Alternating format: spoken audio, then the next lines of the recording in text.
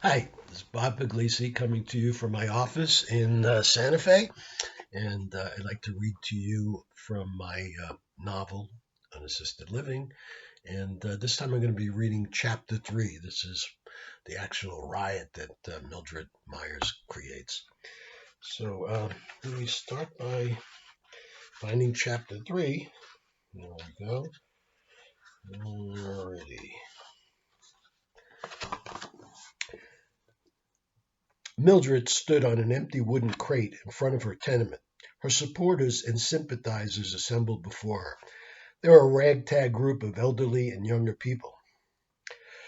Mildred said, "Now's the time to fight, not tomorrow, when our homes are rubble. For those of you my age, you know how important a home is.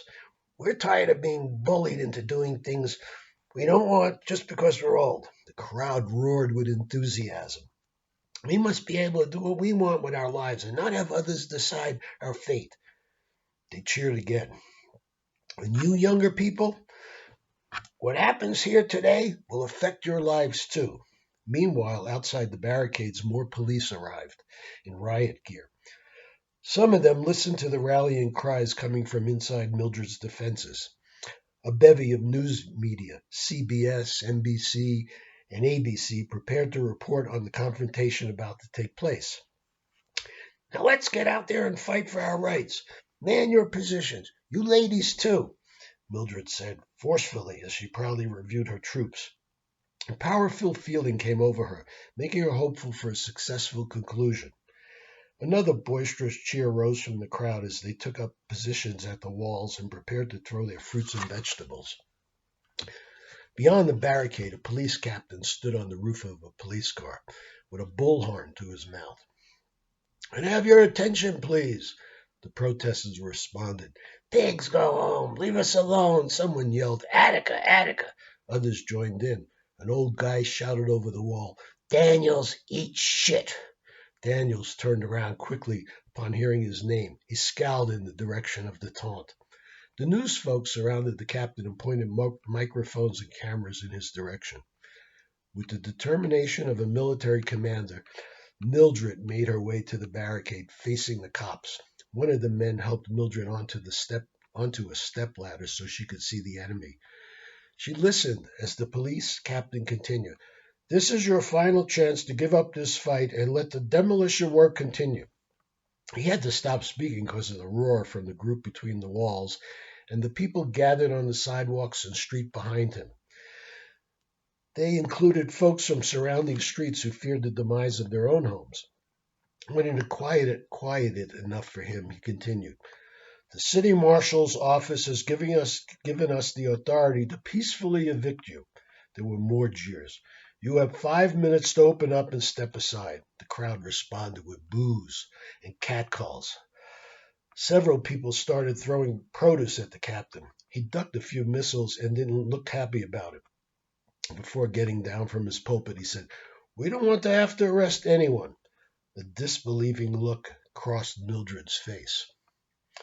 "Mrs. Myers, Mrs. Myers," a news reporter shouted, "how will you respond to these threats?" She smiled back and said, "We're prepared to fight." Her supporters cheered her on. Someone in the crowd shouted, "Seniors have rights." Others chimed in and they all chanted, "Seniors have rights! Seniors have rights!"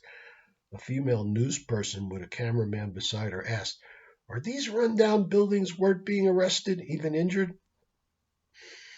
Mildred responded, "Many of us raise families here. These buildings have sentimental value. They have been our homes for over 30 years. To cast us out on the street is a black mark on the city of New York. They've been tearing this neighborhood apart piece by piece for decades. It has to stop here and now."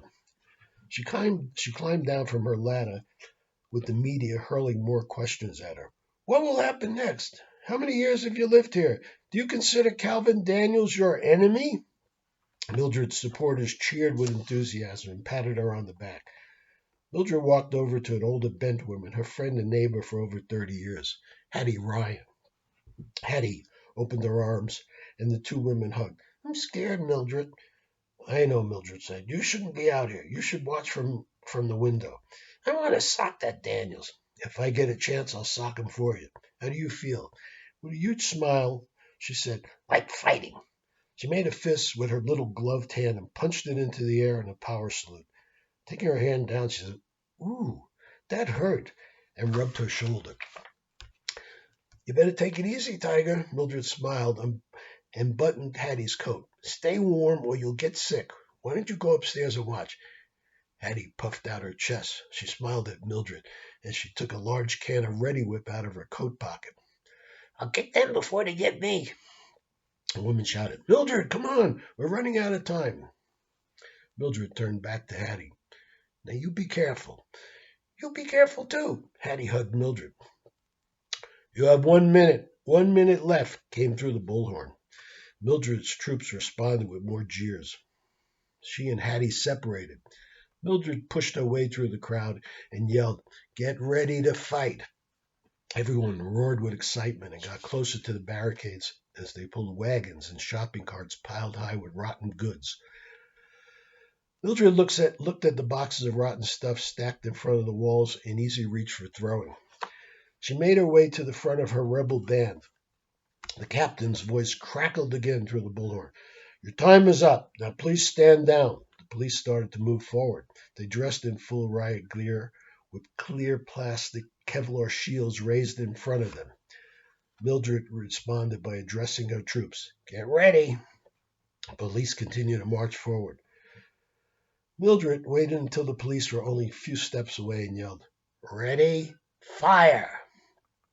A barrage of fruit and vegetables flew over the wall and splattered the police despite their shields.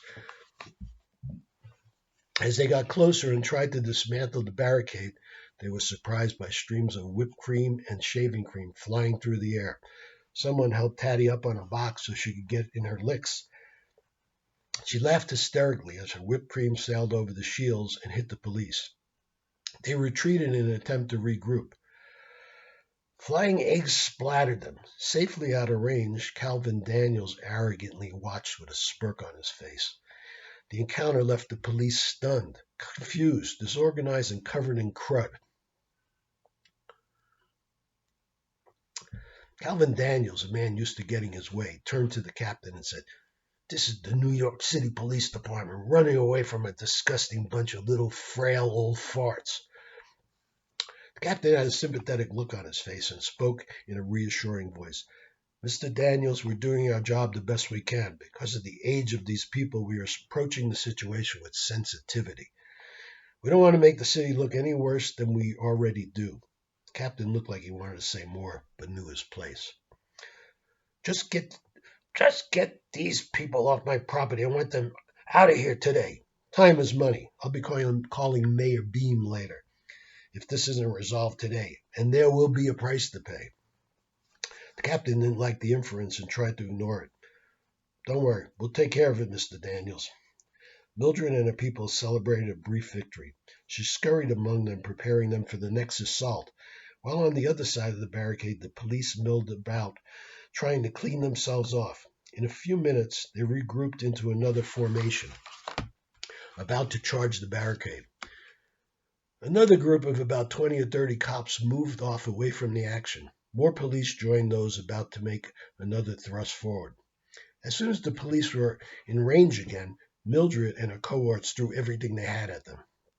This time, the police held their shields over their heads and made it all the way to the barricade. Despite the heavy bombardment, they started to pull Mildred's defenses apart. Mildred and her warriors kept up an endless barrage from their arsenal. One old woman swung a broom at the advancing police. Unbeknownst to Mildred and her gang, some of the cops had marched away were now coming up the street behind Mildred's rear. Before Mildred and her troops could react, the cops were breaking through the barricade. Mildred's folks drew their cache of artillery in both directions. Mildred, annoyed with herself for not doing a better job of protecting her rear, was about to shout something to her people when a police officer grabbed her from behind. She managed to wriggle free and dodge the officer's attempt to reel her in again. At that point, it all seemed futile to her. The police tore apart the barricades and rushed through the gaping holes. Mildred ran to help some elderly people who were fighting off the police by swinging umbrellas like swords. Others attempted judo and karate, and rotten produce flew in all directions. The protest was all but over. The police grabbed more and more people, arrested them, and whisked them away. Mildred and those around her continued fighting back, but she knew things were not going in their favor. They were badly outnumbered. A police officer, twice her size, attempted to grab her. She kicked him in the shins, but he managed to get hold of her coat, push her to the ground, then handcuff her behind the back. With her face pressed against the cold asphalt, a feeling of crushing disappointment came over her, and she felt like crying. The cop pulled her to her feet and then led her away, half pulling her as she continued to resist. Mildred staggered along, watching her youthful followers absorb the violence the police were hesitant to inflict on the elderly folks. Mildred kicked and wriggled as the policeman dragged her to a waiting van. "I have my rights! Let me go! I have my rights!" They pushed Mildred into the van and threw more people in behind her. Those already inside booed when they saw the rough treatment Mildred received. That's it. Thank you. This is the novel, Unassisted Living. You can probably ask your local bookstore to order one. I know they might be closed, but a lot of them are taking orders. It's also in libraries, but I know those are closed right now too. All of my books are online on Amazon. Just look for Bob Puglisi. And this Unassisted Living is in print and also ebooks, Kindle. I hope you and your family stay safe, and we'll all get through this terrible crisis we're in. Bye now.